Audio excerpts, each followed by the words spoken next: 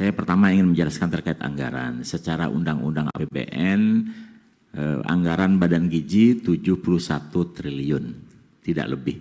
Tapi kemudian Pak Presiden mencadangkan di BA-Bun 100 triliun dan itu diungkap oleh Menkyu yang lama. Jadi masyarakat terinformasi hal tersebut. Tapi dalam pembahasan rapat, Pak Presiden selalu menganggap bahwa BGN sudah ditambah 100 triliun. Jadi sebetulnya ini dana cadangan yang disiapkan oleh Pak Presiden. Nah kemudian dalam 3 bulan yang lalu di Hambalang saya sudah sampaikan bahwa dari 100 triliun yang disiapkan Pak Presiden, saya mungkin atau BGN tidak bisa mengoptimalkan dan mungkin hanya 50 triliun bisa digunakan. Itu 3 bulan yang lalu.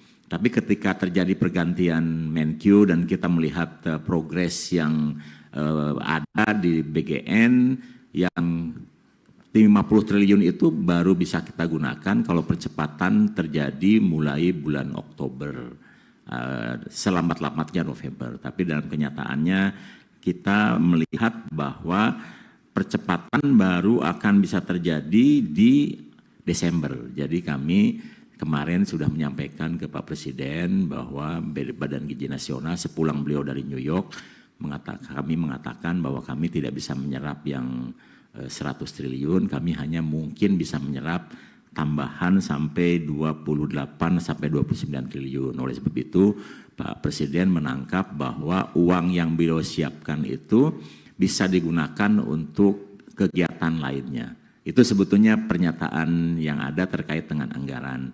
Dan dari apa yang kami lakukan, hari ini penyerapan kita sudah 43,4 triliun. Ya, dari 71 triliun itu sudah mencakup 61,2%. Tetapi dana untuk bantuan pemerintah makan bergizinya yang dialokasikan 51,2 itu menyisakan di 50 hari terakhir ini menyisakan 14,9 triliun. Dan menurut proyeksi kami di 50 hari terakhir ini kami akan menyerap kurang lebih atau membutuhkan 29,5 triliun karena setiap hari SPPG kami bertambah, setiap hari penerima manfaat kami bertambah. Jadi contohnya hari ini sudah ada 14.800. Ini 10 hari ke depan kita akan menyerap kurang lebih 8,5 triliun 10 hari ke depan. Nanti di pertengahan Desember karena akhir November ya kami yakin SPPG kami akan ada 17.000 sampai 18.000. Di pertengahan Desember pertama kita akan serap 10 triliun. Dan di ujung tahun kami akan serap 11 triliun. Jadi kami akan butuh 29,5 triliun.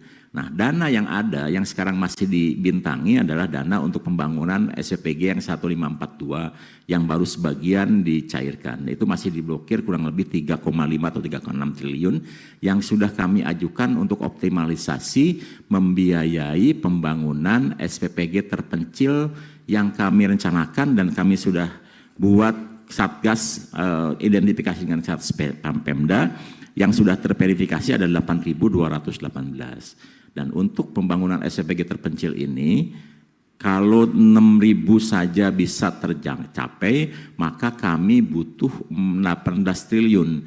Nah, 18 triliun dikurangi dengan dana yang dibintangi itu kami akan membutuhkan tambahan 14,1 triliun. Sehingga total ABT yang kami akan ajukan minggu ini ke Kementerian Keuangan, itu kurang lebih 28,6 triliun. Nanti setelah disetujui oleh Kementerian Keuangan, termasuk optimalisasi serapan-serapan yang tidak optimal, kami akan lapor ke Komisi 9, mungkin akan ada rapat persetujuan terkait dengan itu. Itu terkait dengan anggaran. Jadi kami sudah koordinasi dan Kementerian Keuangan memberikan waktu yang sangat pendek, hanya 2 hari untuk melakukan optimalisasi serapan anggaran yang kurang dan juga tambahan yang dibutuhkan. Nah, kemudian terkait dengan kuota minus, ini Bapak-Bapak Ibu sekalian perlu diketahui bahwa hitungan kuota yang ada di tabel ini masih penerima manfaat 3.500. Izin Pak, izin Pak. Ya. Ini yang perlu kita luruskan. Sebenarnya sebelum minta ke Kemenkyu Pak, ke kita dulu Pak. Sebelum minta ke Kemenkyu, ke kita dulu. Karena fungsi anggaran di kita Pak. Bapak ke Kemenkyu itu dengan membawa surat dari persetujuan dari kita Pak. Jadi contoh, kapan itu dari kementerian apa ya? Kementerian Kemenaker. Kita itu sampai mendadak rapat ketika reses, Pak. Sama Kemenkes itu kita mendadak reses itu kita agendakan rapat karena saat itu hari terakhir sebelum mereka mengajukan ke Kemenkyu, Pak. Jadi harus ke kita dulu, Pak.